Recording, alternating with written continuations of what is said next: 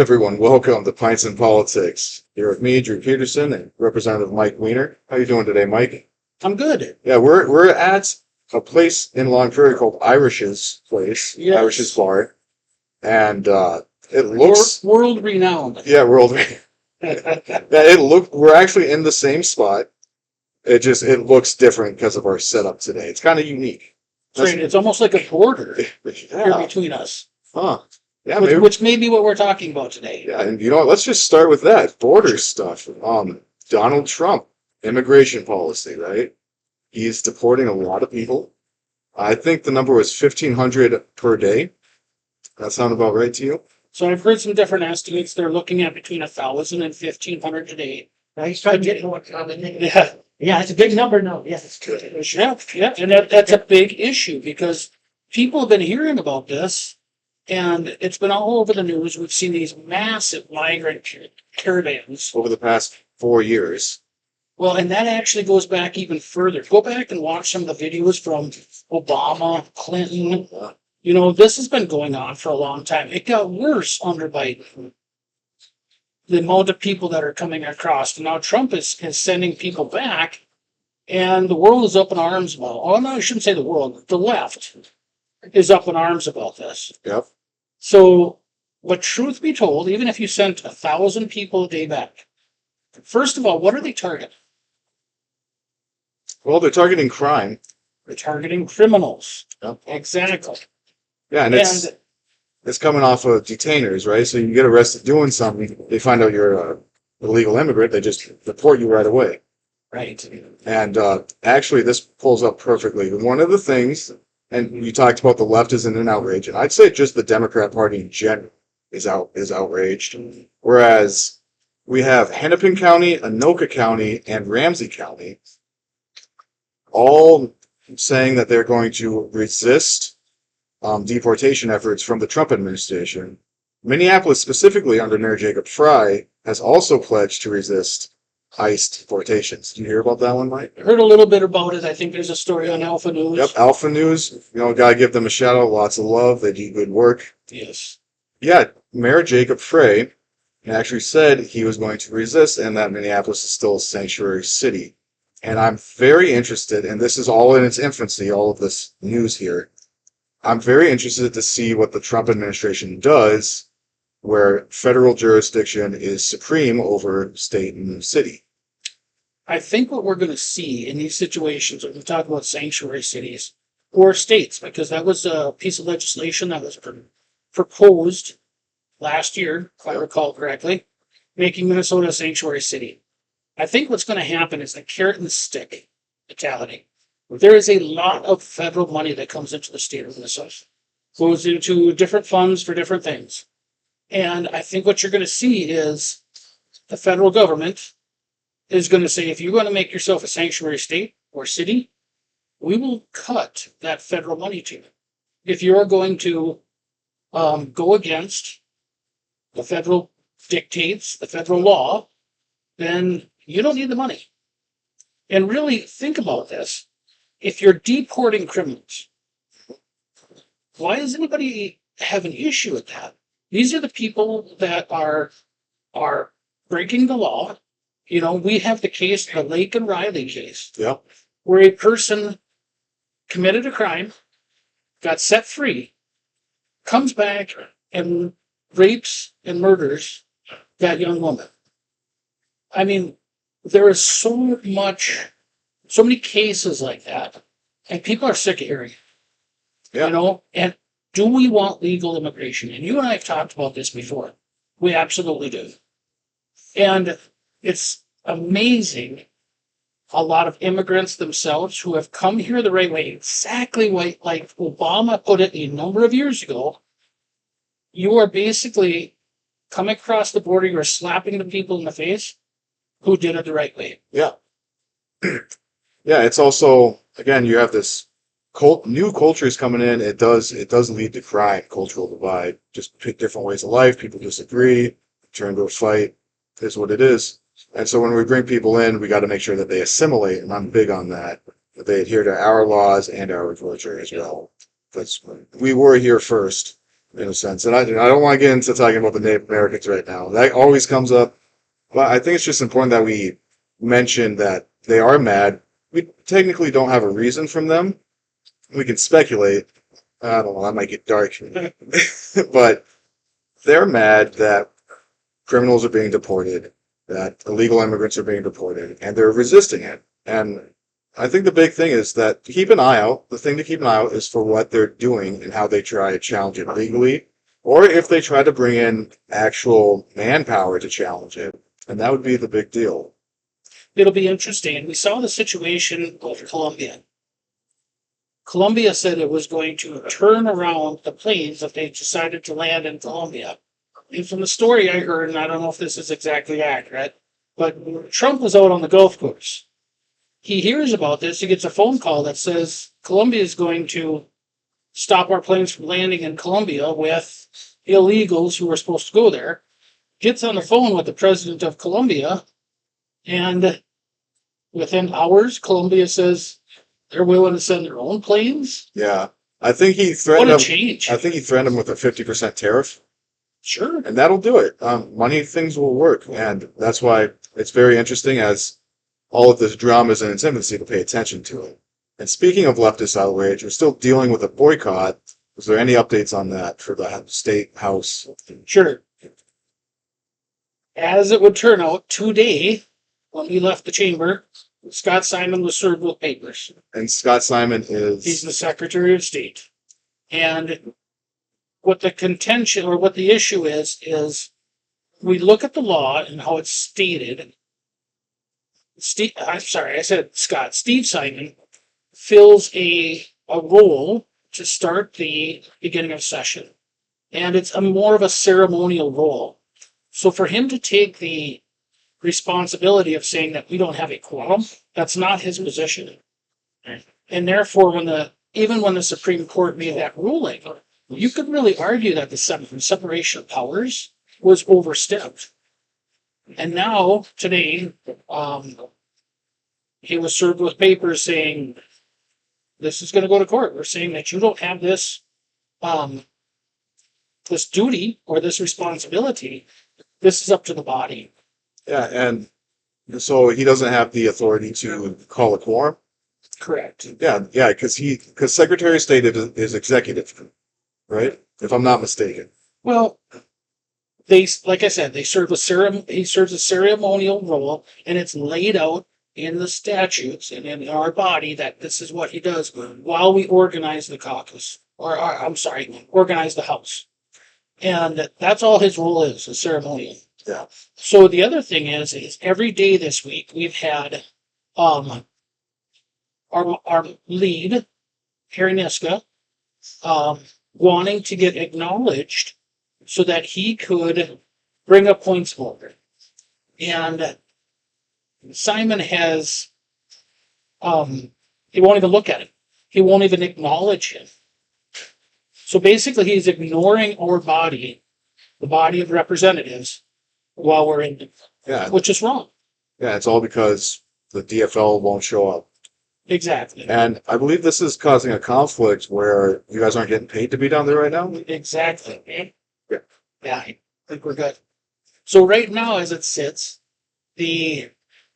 because we're not officially set up, our per diems, we have a certain amount that we get paid for food, lodging, mileage. Yeah. And if you're in greater Minnesota, if you're over 50 miles away from the capital, you get those allotments. And the majority of the people showing up are greater Minnesota, which is beyond 50 miles of the state The capital. majority of the Republicans are more than 50 miles away. So you're making a sacrifice to be there, right? We are literally, think about it this way, when most of the reps set up their housing, they sign a contract or lease with either there's different apartment buildings or hotels down there where they'll put you up.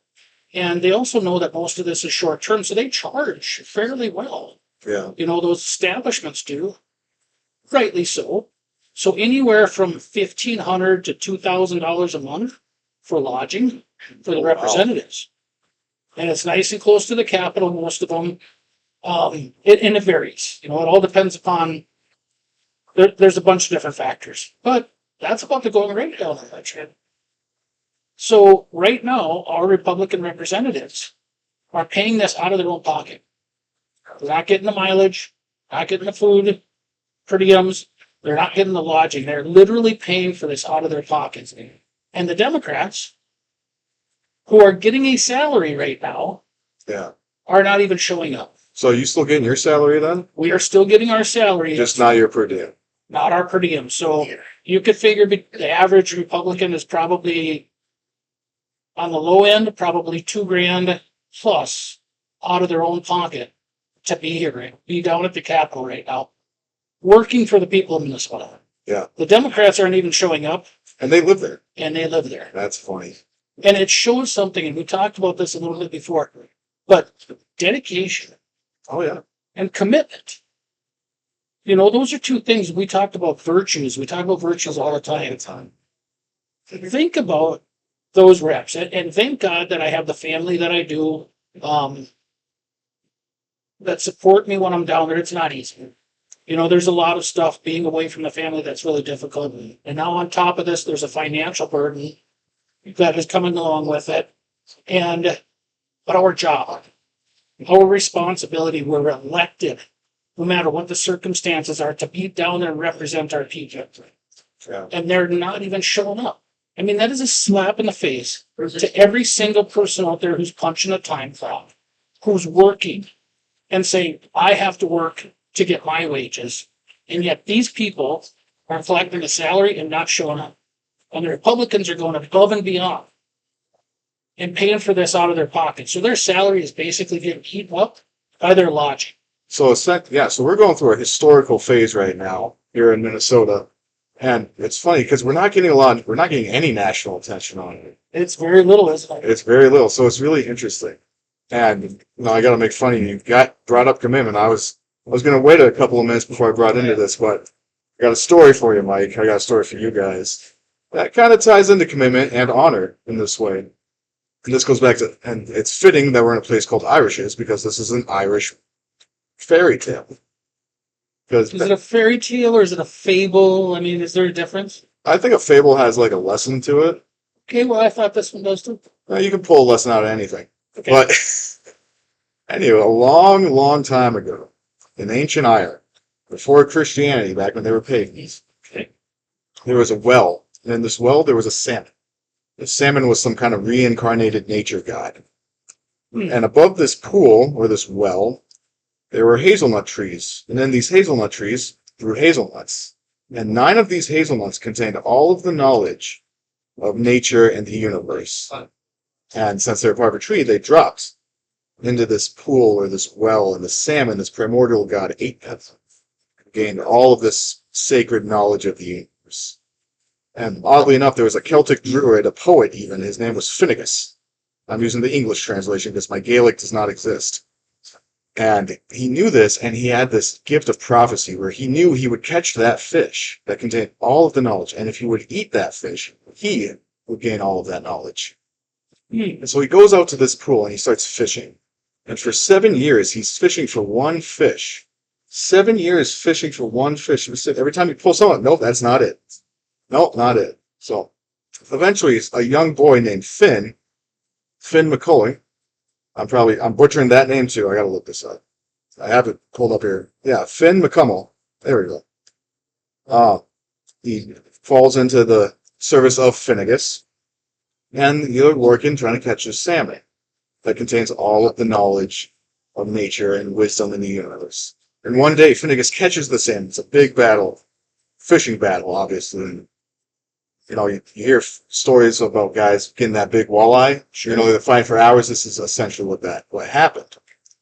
And so he catches the fish, and he instructs Finn, the boy servant, to cook the fish for him. Well, he spent 7 years, and he finally accomplished his goal.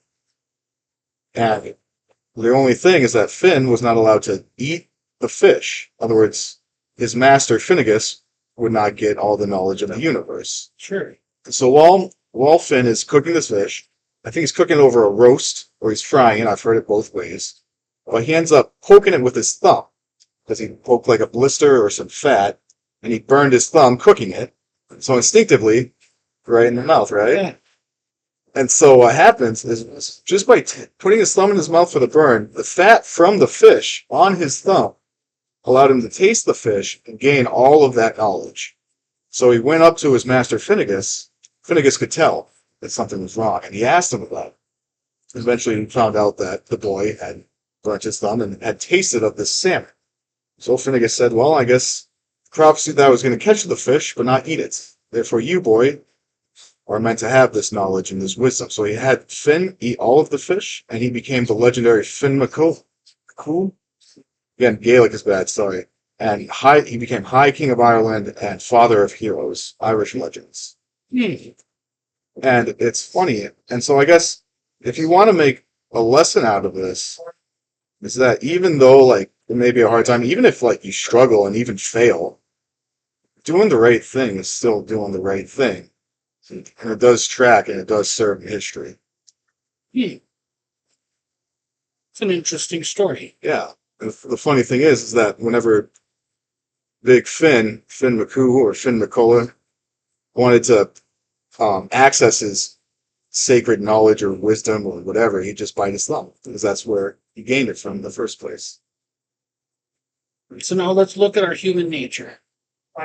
How many of us have set our sights on a goal and worked towards it And failed. and failed? And then when someone else succeeded, we became jealous. Oh, that's a tale as old as time. Right. But what this story is saying is he completed his mission, his task. Yeah, He caught the fish. but his desire was left unfulfilled. Right. It's an interesting story. And then he helped build the boy up. And I think he might have helped him become the King of Ireland, but it doesn't say. But it goes into an adage that I've always said. Maybe not on the show yet, but like when we build up others, we build up ourselves. So when you take on a mentor like Finnegas did, a young boy, and he taught nature while he was fishing, and built him up, and he became better. He was like proud of him. Hey, you can go.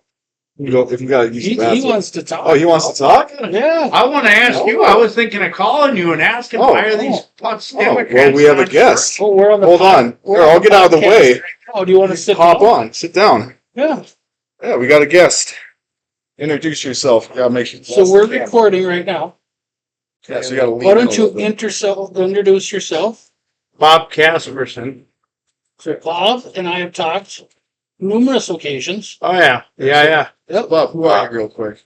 Just a guy? just an average Long Prairie guy that's a good old patriot, but I'm trying to figure out, I was gonna talk to Mr. Wiener here and ask him, why are these Democrats wasting our money, not working? We're paying for these cockroaches and they're not working.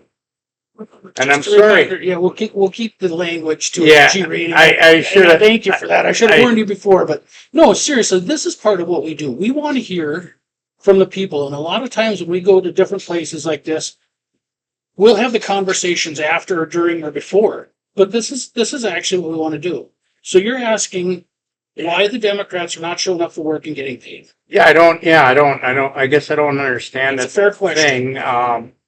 The So- way I understand it, you can explain it to me. It's like, So in this state, basically the Democrats have control of the governorship, the attorney general, the levers of government and a little bit beyond. It's almost like dealing with the mafia. oh yeah, And they're using everything they can. And even the Supreme Court, when you look at the Supreme Court and the decision that just came down, the ties that not all of them, but that several of those judges have with Walz and the Democrat Party, or the one I believe was a Democrat representative at one time. Do you get a fair decision from people that have those ties? no, It's pretty tough. they're like you said. That one key word there is mafia. I mean, they're in it for one reason, and that's it, for their own. So we've talked about this before, and I believe in a lot of ways that Democrats are coming at this from fear. when Trump won the election, the dynamics, the power in this state has changed across the country, actually. But in this state, it has even changed. And there's some things that are going to happen that I think are going to bode well for the state of Minnesota. Yeah. The president gets to assign a new inspector general for the state of Minnesota. Uh-huh. And I believe that you'll see investigations into the fraud, into the other stuff that's gone on here. And the Democrats right now are scrambling. They are afraid for their political lives and their political careers. They're scared. They're scared. And they should be running scared. They're coming from a position of fear, and they're trying to cling on to anything and everything they can. If they didn't do a whole bunch wrong, they wouldn't have to be scared. And they're scared. And I think we'll see things like election integrity and the fraud. I believe there's been fraud in the election since the second election that took place. You cannot convince me otherwise. no, It has been well documented throughout history. And to say that it's now all of a sudden stopped in the state of Minnesota, I don't believe that for a second. no. How do you think we're blue year after year after year after year? You don't have a period of a couple of years of red in there. It's always blue. Every year. And I get the counties that vote everybody in are stacked in their favor, obviously, because they're buying votes, but it's crap. It's bad. Can President Trump step in and make them go back to work? They said last night on the news that Walz had no power over. Why would he have any? Even if he had the power, he wouldn't do anything. Well, that's a federal versus a state issue, and there's some of those separations that we actually don't want to overtake. The federal government was supposed to be restricted as to their power against the states. Because look at how our government was set up, look at how our country was set up. We didn't want a monarchy or an over-oppressive centralized federal government that would dictate everything we do. We like a certain level of independence. But now what's happened in the state of Minnesota is your taxpayer dollars, and I've explained this many times, I'll explain it again. Your taxpayer dollars get funneled through level after level after level of bureaucracy. And every time it goes through there, there's a cut, basically, that each of those bureaucracies get. And the people in those bureaucracies donate heavily to the Democrat election machine. You use the word funnel. I like to use the word filter because every time you filter, something filters out. Exactly. Right. So when we look at elections in the state of Minnesota, they can outspend us sometimes 10-1. Yeah, it's ridiculous. But the sad part is that's your taxpayer dollars getting spent against you. But what it also shows me is that the people in Minnesota have not bought into all this stuff, and it takes them that much more marketing just to fool enough people, plus sprinkle in a little bit of fraud, Yeah. in order to maintain that power. Have the dynamics shifted? I believe they have. Oh, Is it frustrating right now? Yes, it is. I guess the one question I had too is this fight between Democrats and Republicans right now is over a part of a vote in the election where there's some ballots that weren't counted, and then they wanted a fair election, and now they're just boycotting work. Am I understanding that correctly? So there's two races there that are kind of pivotal. One of them is the 40, I might not get this right, 40A or 40B race. I think it's 40B. 40B, where the candidate who ran for that position as a Democrat was proven in court that he did not live in that area. Roseville, Curtis Johnson lied about where he lived. So now we have to have a special election. In the 54 race, which is the Scott County Brad Tabke race, that race, election night, showed Aaron Paul winning when all of the precincts had been reported. And I tell you what, I was ecstatic. I was happy as heck. And then the computer system glitched, apparently. Well, Everything showed zeros. And later, when it came back online, all of a sudden, Brad Tapke had won by 14 votes. Now, we know that going through the court case and everything else, there's 21 ballots that have gone missing, that they admit were probably thrown away. So that's a fact. You know, Yeah. there is also strong evidence that there is duplicate voters in that district. Yes. So, I call shenanigans. I said there's been fraud in elections since the second election that took place. Is this an example of that? We really have to get a closer look at some of this stuff.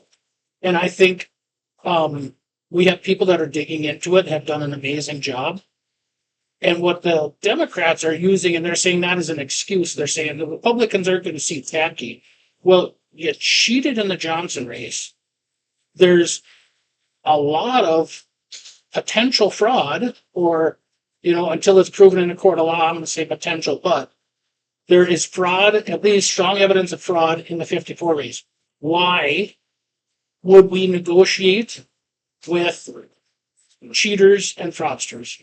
Yeah, you're up. It's a no-win battle. I mean, So the one thing that I would lay out, though, and I've thought about this. So, and I don't think the Democrats will take the offer, but what if we said that we would seat that Rand Tabke in that race? But Lisa Damuth maintained her position as Speaker of the House for the next 2 years, and we controlled all of the committees. Because right now, That's negotiation. that's negotiation Yeah. 101. Yeah. I know That's I'm the off art of the screen deal. right now, but there is precedent for that at the federal level during Reconstruction. The Congress ended up deciding president to prevent a second civil war. If we end up going into a power sharing agreement with the Democrats, our ability to investigate, to look into those races in committees and have people testify is almost non-existent. If we offer to seat Tabke and Lisa Demuth has the speakership for the next 2 years, we can do that. And that's what Democrats are afraid of. Has anyone offered that? It may be coming. I don't know. is Donald Trump aware of all this BS that's going on here in Minnesota? I mean, he's got a lot bigger fish to fry than Minnesota, but I think there has been some communication between some in his circle, but he is going through so much right now. Think about it. He's been in office for Couple 2 weeks, yeah, 3 weeks. something like that. His plate is full. yeah, he's done more than enough. But when we can get that inspector general put in, I think that would be great for us. And I think there's like a marshal position or something like that too, which our friend Bob Kroll has been nominated for. Nice. Oh, really? Yep. Okay. So Good. there will be things probably coming from the federal level that will help us out. Okay, fellas, I'm gonna hop off because I'm gonna go eat some chow. Hang out. Mike, do the outro with it. What Yeah, are we this is doing? great. Well, we're going to wrap it up here. We're at about 32 minutes, and we try to keep it at that. I Okay. really appreciate you coming in and asking these questions. Yeah, not a problem. Not a problem. I mean, I watched the news last night. I watched very little of it because it's so biased on there that I don't even, it's hard to get a fair shake when you watch it. You try to cipher it for what you can, and it's just, I was honestly going to call you, Mike, and ask you what is going on here. Explain this to me. Well, and this is one of the benefits of what we do. I can get back in district here, sit down, talk to folks, put this podcast out. They can watch what's going on. Where's this all reaching, this podcast? So it's posted on Rumble. It's called Okay. Pints and Okay. Politics. Yep. YouTube is Pints and Politics Minnesota. Or and that. Pints and Politics. Okay. Cool. So spread the word, because this is what we like to do. And it's not just Absolutely. politics. We talk about family, talk about tradition, we talk Values. about virtue, we talk about values. Sometimes philosophy. Sometimes, yeah, Oftentimes but Rome. everything. But yeah, it's Yeah. great. And we're gonna sign off here. Once again, we're in beautiful downtown Long Prairie at Irish's. Yeah, and if you want, stop on up and have a burger because you're not going to get a better burger than here. That's right. So, So thanks again. yep, you This guys is take Pints and care. Politics. Thanks a lot.